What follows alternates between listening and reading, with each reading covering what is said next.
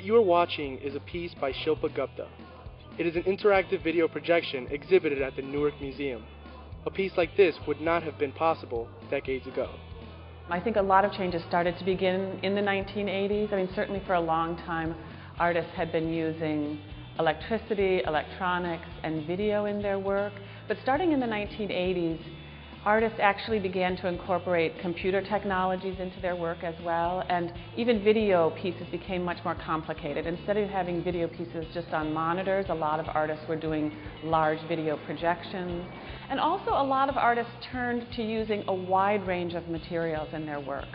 The Newark Museum, I think, is doing what a lot of museums are doing. I mean, any museum who is really serious about keeping up with contemporary art and collecting contemporary art has to really believe that you follow the artist, and what artists do, you as a museum then have to accommodate.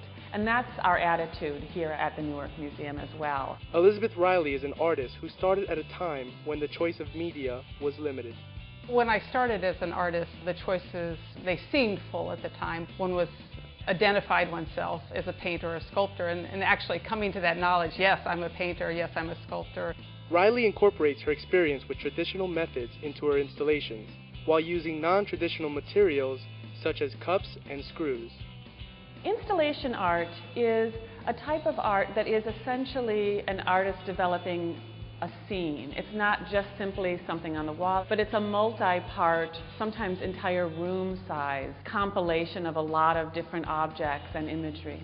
I've done some installations that were window installations, so they became part of a viewing space, part of the public engagement space. Installations take up a lot of space. Sometimes museums can accommodate installations to some degree, but certainly private collectors can't. Many small museums really can't. This piece, outside the Newark Museum, is one of the many sculptures of George Segal. He pioneered the use of plaster bandages as a sculptural medium. He was really one of the first artists who started then incorporating those figures into scenes, or in a sense, installations. And by using multi-part figures, it was a way of kind of bringing the imagery very much alive for people. Elizabeth Riley has begun to use video projection onto her installations. Video is immersive as installation can be immersive. It is a medium that's of the time, and so that it speaks of the time, and it does seem to me to be able to speak into the future also. Riley shoots and edits her own videos. I think the video is a positive movement towards the future, despite the difficulties we're dealing with. Video has certainly come a long way since the late 60s when it began. Today, most artists who do video work don't do what we used to call single-channel video, which is just a single monitor with moving imagery on it. They do multi-part, multi-monitor pieces. They do installation work. John Newcomb of Guttenberg, New Jersey, is one of the many artists using ulterior methods to paint. Well, the methods I do is I use paint and I use canvas, but a lot of times I'll use like acrylics and I'll use them on wood. I'll actually paint objects. I've painted street signs. Newcomb has incorporated electricity into one of his pieces, an abandoned TV set. And I looked and I'm like, oh, so it's a little TV. Like a little Zenith, like, black and white TV. I'm like, oh wow, so automatically I just looked at it and I'm like, I'm going to paint that. So you see the eyes and the hair like the silhouette of a face, but where the skin would be is actually the TV, so when you turn it on, it's actually like the static. Starting in the 1950s, when televisions became more common, artists just began to use that material the same way they use other parts of our material culture. The piece by Namjoon Paik, which is called TV Buddha, is a very, very complicated piece of video installation because it includes both video on some monitors that's coming off an actual videotape, but it also includes an actual live feed. So there's a camera within the installation that is shooting the Buddha head going around on the turntable, and that's being incorporated in the monitors too. Artists have come a long way in terms of their materials. Certainly in sculpture, you have artists using a wide range of materials.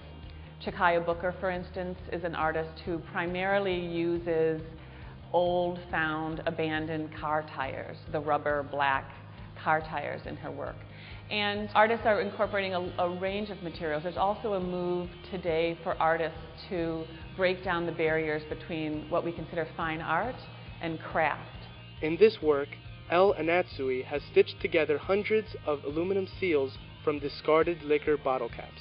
There are a lot of artists who are using recycled materials in their work. I think it's very innovative when an artist hits upon either a new material to use in their work or some very, very commonplace material and makes it into something extraordinary. Pete Schwickrath of Piscataway, New Jersey is using aluminum foil to sculpt. Here, check it out. I mean, that's hard. Foil, to me, the texture of the foil takes on a life of its own.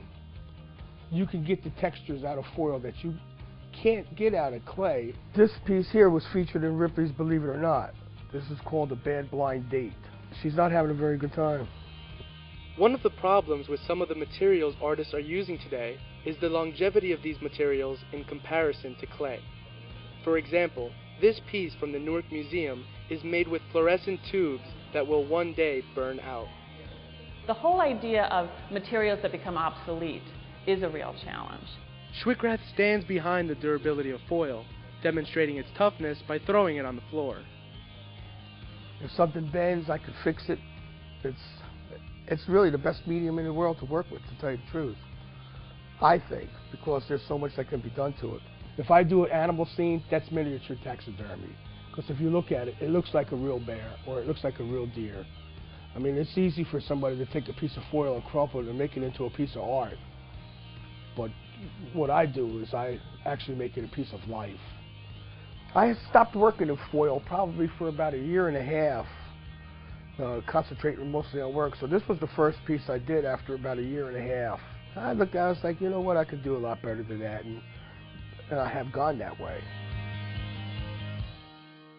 I'm excited for the possibilities for artists, but I need to be realistic too. It's not easy to be an artist. Probably 95% of artists don't make a living from their artwork. Painting isn't just to make money to me. It's I like doing it, and if people like it and they want to buy it, yeah, I'll sell it to them. For the most part, I've given away probably more pieces than I've sold. I get more satisfaction out of seeing somebody with a smile on their face over a piece of tinfoil that I crushed up and applied a little bit of paint to. I think a lot of lines are being blurred. Anyone can be an artist. I happen to think that's a good thing. You know, I think it inspires creativity in all of us, which is good. The life of an artist is a constant struggle to be accepted, recognized, and liked. But one thing is for sure, the emergence of new media is creating endless possibilities.